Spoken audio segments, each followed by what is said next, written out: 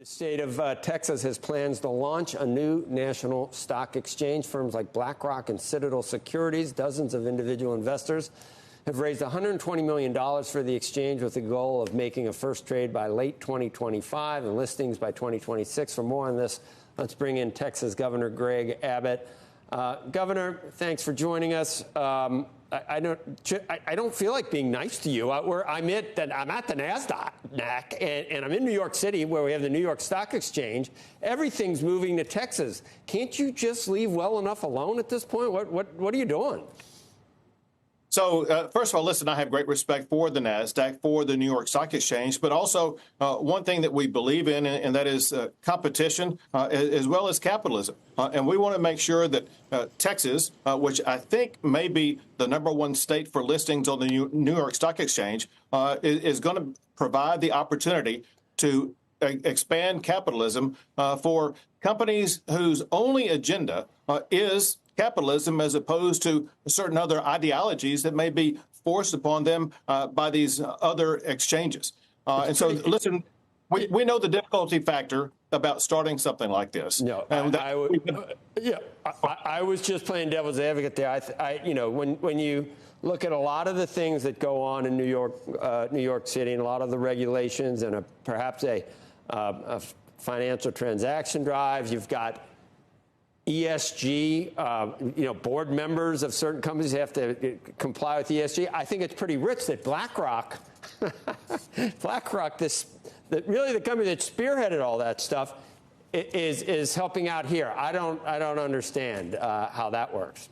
Well, BlackRock has been working to try to eliminate, if you would, the tarnish on their reputation by using ESG. Remember, Texas passed a law that banned ESG and punished companies like BlackRock. And now the ESG movement is changing dramatically. And this is particularly important to the state of Texas, which is one of the reasons why we wanted to establish capital markets here in the state of Texas, because think of the prolific oil and gas industry that's not going away. It's going to be here for the rest of your life. And we need to make sure that Texas companies and companies similarly situated are not going to be cut off from capital markets in New York with policy decisions made from the left in places like New York. And we think because of that, and because of some other reasons, there actually is a big market opening for this stock exchange in the state of Texas. Yeah, and I know it's been something that the state has wanted to do for a while. Probably will work this time. Can we talk about just some of the border stuff that we're seeing now, Sure. and some of the president's comments? Because both sides know how to work things, obviously, and know how to utilize. I don't know whether it's electioneering, but does he have a point when he says that the most comprehensive bipartisan border bill, that Republicans didn't back it because Donald Trump told them not to back it, and now he's forced to have to do something? Republicans gave him that ability to use that talking point. So it's a complete false narrative. For one, there was never a border bill that came close to being comprehensive. Remember that on the Senate bill, that was cobbled together to be added on to the Ukraine funding bill. And I can tell you from having looked at it and having dealt with the border, what the border bill proposed by Democrats in the Senate proposed to do was going to open up the border even more. Remember this also. There actually was a border bill actually passed by one of the two chambers in Washington, D.C., and that is H.R. 2 by the U.S. House of Representatives. That is a border bill. If Biden really and the Democrats really wanted to do something about it, they should have started with negotiating the border bill passed actually out of the House of Representatives and try to make modifications that they wanted to make to that. But more important is this. What Biden did by this executive order does absolutely nothing to close the border, to deny illegal entry, to stop the massive number of people coming across the border. To the contrary, it actually increases the enticement of people coming into the country illegally. Think about what you've seen in the aftermath of that executive order. Have you seen stoppage of people coming across the border? Have you seen any enforcement action by the United States on the border? Of course, the answer is no. And so this proposal by Biden is grasping at straws, getting close to the election, that not only will not do anything to secure the border, it actually will entice even more people to cross the border illegally. We could talk about this all day, and we got about a minute left.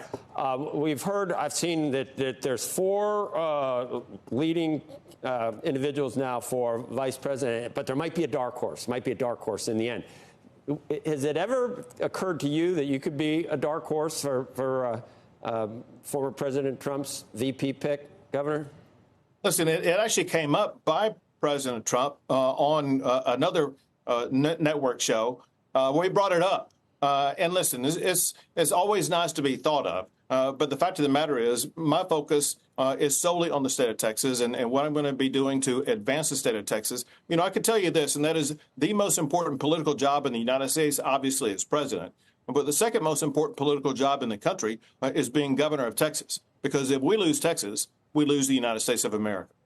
But you mentioned another network, so I might as well just think about what kind of questions you would be asked on other unnamed networks. But do you think it would tarnish your reputation to be picked as a vice president for a convicted felon?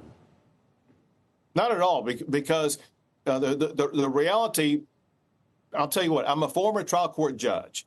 And the reality is the rulings made by this trial judge in New York are completely wrong in so many respects. Look at the jury charge alone.